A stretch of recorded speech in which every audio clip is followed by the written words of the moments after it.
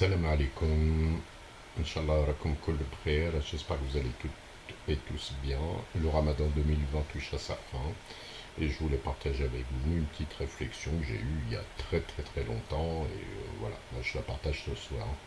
Le sujet c'est l'âme nefs. On sait parfaitement qu'on a un corps et une âme. On dit j'ai une âme. Mais en fait, moi, ce que je pense, c'est que je suis une âme. Pourquoi je vous dis ça? C'est parce que le corps, on sait tous qu'il est provisoire, on va mourir, il va disparaître en poussière, et l'âme, elle est éternelle. Donc, qu'est-ce qui est le plus important, le provisoire, l'éphémère ou l'éternel? La réponse va de soi. Euh, donc, donc pourquoi je dis ça? Parce qu'en fait, on devrait mettre la priorité à s'occuper de son âme plutôt que de son corps. Son corps, c'est très important, bien sûr, hein, pour vivre, la santé, etc. Mais il ne faut pas, à mon avis, se focaliser sur le corps en permanence et en priorité, parce que ça nous prend énormément de temps. On vit dans une société de la culture du corps, ce qui nous fait oublier l'âme, l'apparence. Alors, qui n'a pas passé des heures dans son miroir à se regarder, pour certaines se maquiller, se faire belle, d'autres aussi se faire beau, aller chez le coiffeur. J'étais mort dehors l'autre fois, on rigolait avec un coiffeur en Algérie, qui disait regarde, moi je me fais raser vite fait la tête, il me dit pour 200 dinars, et il me montrait le prix des coupes qu'ils faisaient, vous savez, les jeunes algériens notamment, mais même d'autres qui se font des super coupes et tout, machin, et ça coûtait des 2000 dinars, 3000, et on rigolait, quoi. Ils me disaient, et ils payent, hein, les gars, hein, ils passent du temps et ils payent.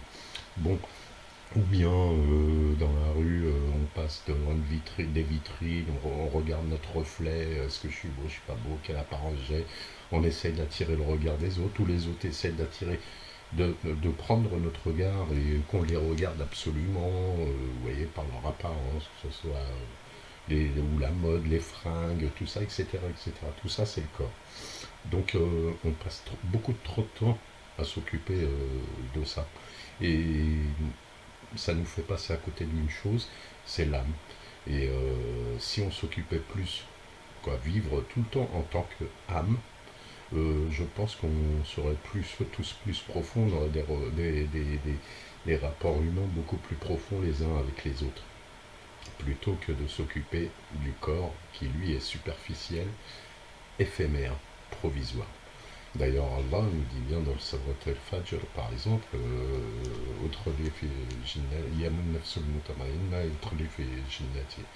donc c'est l'âme qui rentre au paradis, c'est l'âme qui sera jugée. Donc on ne va pas se juger sur notre corps, on va se faire juger sur notre âme. Donc c'est elle qu'il faut, c'est de l'âme qu'il faut s'occuper, se dire je suis une âme, donc comment je vais faire pour vivre en tant qu'âme et communiquer en tant qu'âme, en permanence. Voilà. Je reviens vers vous juste après. Alors je pense qu'on attribue à l'âme quatre caractéristiques. C'est d'une part quelque chose qui ne ressort pas de la mécanique.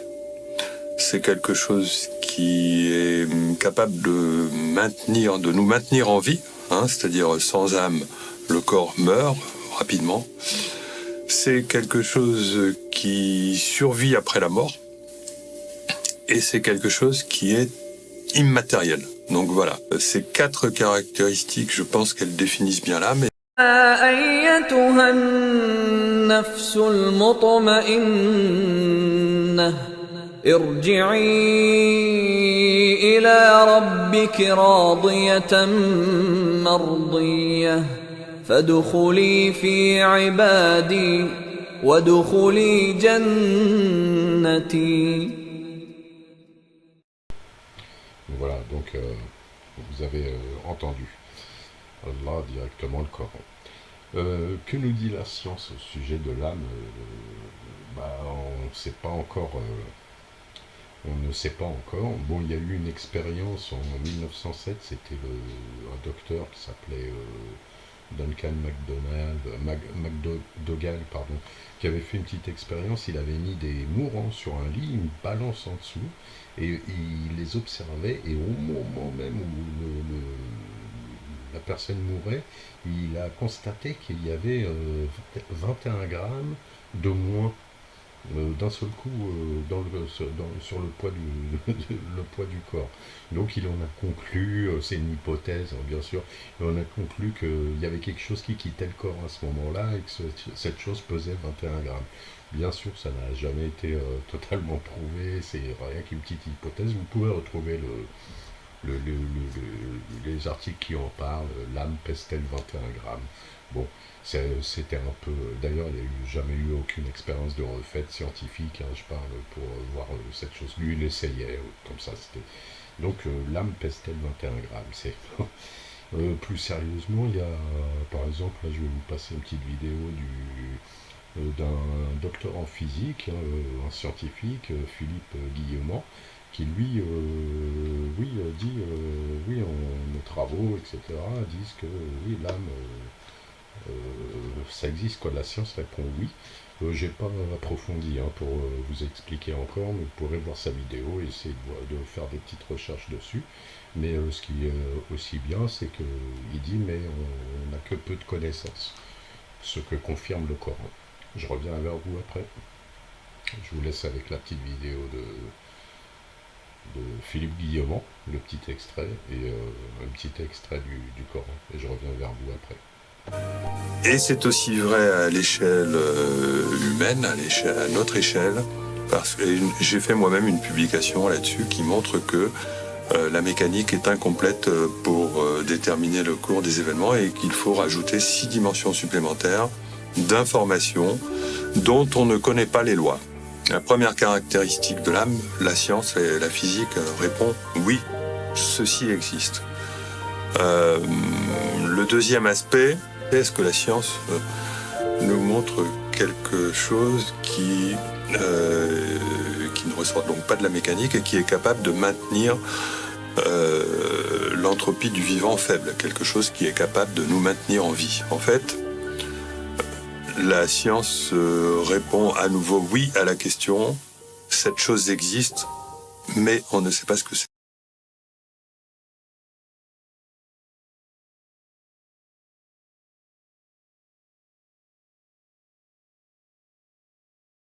ويسألونك عن الروح قل الروح من أمر ربي وما أوتيتم من العلم إلا قليلا.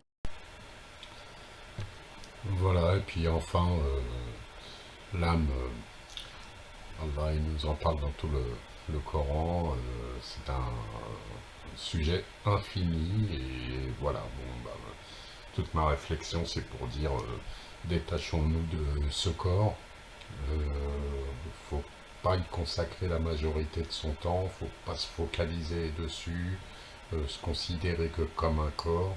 Il faut se considérer avant tout comme une âme, être âme, et donc penser à ça et tout ce qui va avec, toute la spiritualité qui va avec, tout le comportement qu'on doit avoir avec les autres, ça n'est pas par le corps, mais par l'âme.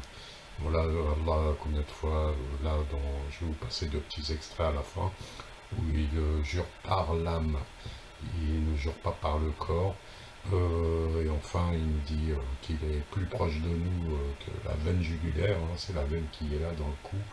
Donc, plus proche, ça veut dire être en nous, je sais pas.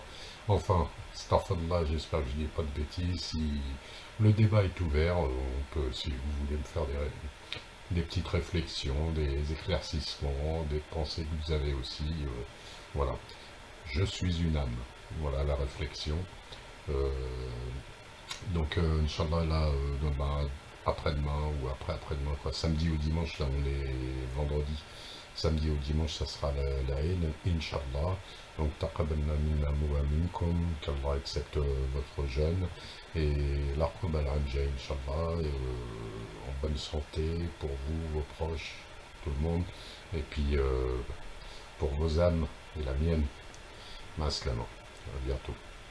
نفس وما سواها ولقد خلقنا الإنسان ونعلم ما توسوس به نفسه ونحن أقرب إليه من حبل الوريد